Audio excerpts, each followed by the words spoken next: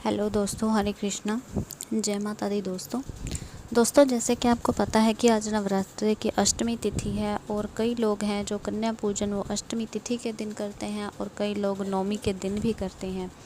लेकिन दोस्तों लोगों के मन में कई बार ये सवाल आ रहे हैं कि अब कलश का जो विसर्जन है वो कब करें। मतलब माता का जो विसर्जन तो नहीं किया जाता, कलश का विसर्जन ही किया जाता है। तो कलश का विसर्जन वो कब करना चाहिए, कब नहीं। मतलब वो 4 को करें या 5 को करें, मतलब नौमी या 10वीं को कब करना है, कैसे करें और क्या चीज़ ना करें, इन सभी सवालों के जवाब आपको इस वीडियो में मिलने वाले हैं। इस वीडियो में आगे बढ़ने से पहले दोस्तों आप प्लीज़ मेरे वीडियो को लाइक करें, शेयर करें और मेरे चैनल को सब्सक्राइब करें। तो दोस्तों मेरे इस चैनल डेली उपाय पे मैं आप सबका स्वागत करती हूँ और आज हम बात करेंगे कि कलश विसर्जन हमें कब करना है, सही समय क्या है और क्या चीज़ों का ध्यान में रखना है और क्या गलतियाँ नहीं करनी है। सबसे पहले तो दोस्तों देखिए, जो कलश जो विसर्जन किया जाता है, कलश विसर्जन का मतलब ये होता है कि कलश को अगर हम हिला भी देते हैं तो उसका मतलब यही होता है कि कलश को विसर्जित किया गया है। कलश विसर्जन करने के लिए जैसे कि लोगों के मन में ये शंका हो रही है कि अब कलश का जो विसर्जन है वो 4 को करें या 5 तारीख को, मतलब नौमी को करें या 10वीं को, क्योंकि नौमी के दिन जो दिन पड़ रहा है मंगलवार है। देखिए दोस्तों आज है अष्टमी तिथि, ठीक है ना, 3 तारीख दिन सोमवार और नौमी कल है नौमी तिथि 4 तारीख मंगलवार और फिर है 10वीं तिथि 5 तारीख दिन बुधवार। देखिए दोस्तों हमारे यहाँ पे ये मान्यता मानी जाती है कि जो मंगलवार के दिन होता है, हम हमारे घर की जो बहन बेटी बहू कोई भी हो, हम उसे घर से विदा नहीं करते हैं, घर से विदाई नहीं देते हैं। तो फिर ये तो अम्बे माता है, इसे कैसे हम विदाई दे सकते हैं।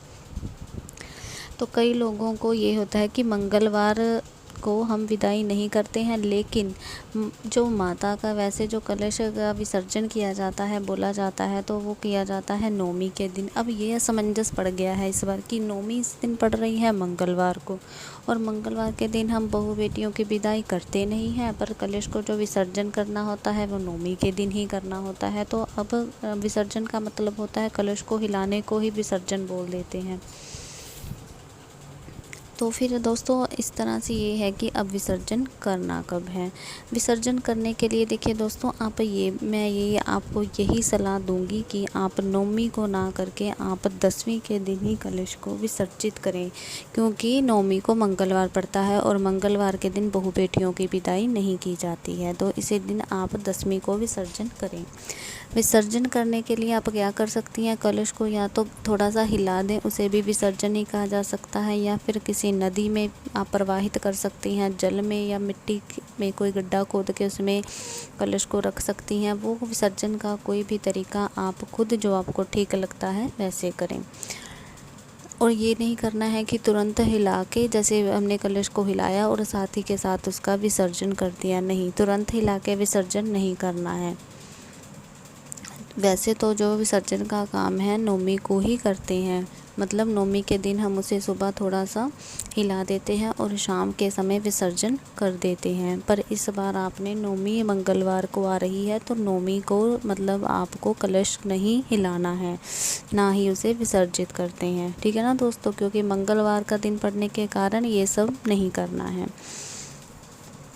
अब देखिए इसीलिए मैं आपको बोलूँगी कि आप 10वीं के दिन ही आप कलश को क्या करें, सुबह के समय थोड़ा सा हिला दें और शाम को उसको विसर्जित कर दें किसी नदी में, जल में, जैसे भी आप करते हैं। जो बहनों ने 9 दिन का व्रत किया है वो वैसे भी 10वीं के दिन ही व्रत का पालन करेंगी। तो 10वीं को ही आप कलश को हिलाएं। तो वो जो बहनें हैं वो 10वीं को क्या करें, कलश को हिला दें और उसको विसर्जित कर दें। नौमी को अगर आपने फिर कलश आपके घर में रखा हुआ है तो क्या करें, उसी तरह से आपने पूजा पाठ करना है, हवन करना है। जो कन्या पूजन है वो भी सभी बहनें नौमी को कर सकती हैं, उसमें कोई रुकावट नहीं है, बस आप विसर्जन ना करें, ठीक है ना। इस बात का आप ध्यान रखें क्योंकि ये मान्यता नहीं मानी जाती है। तो जब आप कलश को एक बार हिला देंगे तो उसके बाद 10वीं के दिन जब आप सुबह सुबह कलश को हिला देंगी, उसके बाद आपने क्या करना है, जो कलश का पूरा जल है उसका पूरे घर में छिड़काव कर देना है। हर कमरे में कोई कमरा ना रह जाए और हर सदस्य के ऊपर से थोड़ा थोड़ा जल का छिड़काव कर दे। ठीक है ना। और जो जौ वगैरह होंगे जो उनको अपने कान में लगा लेते हैं सभी घर के सदस्य। और हाँ, जो 9 दिन में आपने माता की आरती के लिए जो कलश में जो नारियल रखा होता है दोस्तों, उसको ये नहीं करना होता है कि मतलब जल में प्रवाहित नहीं करना होता है। कई लोग बोलते हैं कि कलश को प्रवाहित किया जो हमने तो उसके साथ ही जो नहीं, उसको प्रवाहित नहीं करना होता, वो तो माता का प्रसाद है।